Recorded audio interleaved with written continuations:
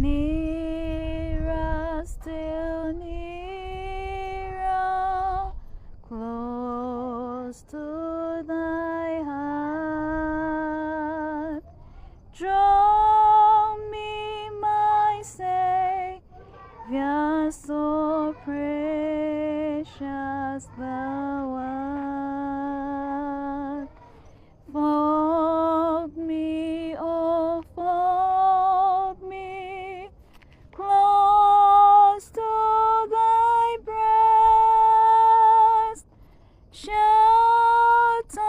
me safe in that haven of rest. Shelter me safe in that haven of rest.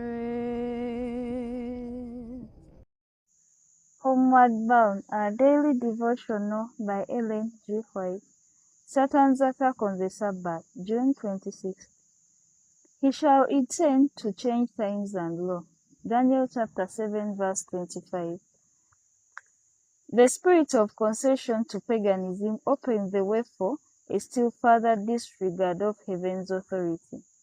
Satan, working through unconsecrated leaders of the church, tampered with the fourth law, also an essay to set aside the ancient Sabbath, the day which God had blessed and sanctified, and in its stead to exalt the festival observed by the heathen as the venerable day of the sun.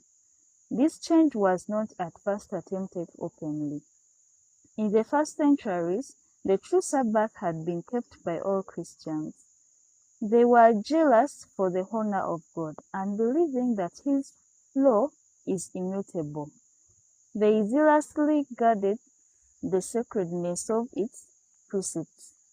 But with great subtlety, Satan worked through his agents to bring about his object, that the attention of the people might be called to the Sunday. It was made a festival in honor of the resurrection of Christ. Religious services were held upon it, yet it was regarded as a day of recreation, the Sabbath being still sacredly observed. To prepare the way for the work which he designed to accomplish, Satan had led the Jews before the advent of Christ to load down the Sabbath with the most rigorous exactions, making its observance a burden. Now, taking advantage of the false light in which he had thus caused it to be regarded, he cast contempt upon it as a Jewish institution. While Christians genuinely continued to observe the Sunday as a joyous festival, he led them, in order to show their hatred of Judaism, to make the Sabbath a fast, a day of sadness and gloom. The arch-deceiver had not completed his work. He was resolved to gather the Christian world under his banner and to exercise his power through his vicegerent and proud pontiff, who claimed to be the representative of Christ. Through half-converted pagans, ambitious prelates, and word-loving churchmen, he accomplished his purpose. Vast councils were held from time to time, in which the dignitaries of the church were convened from all the world. In nearly every council, the Sabbath which God had instituted was pressed down a little lower, while the Sunday was correspondingly exalted.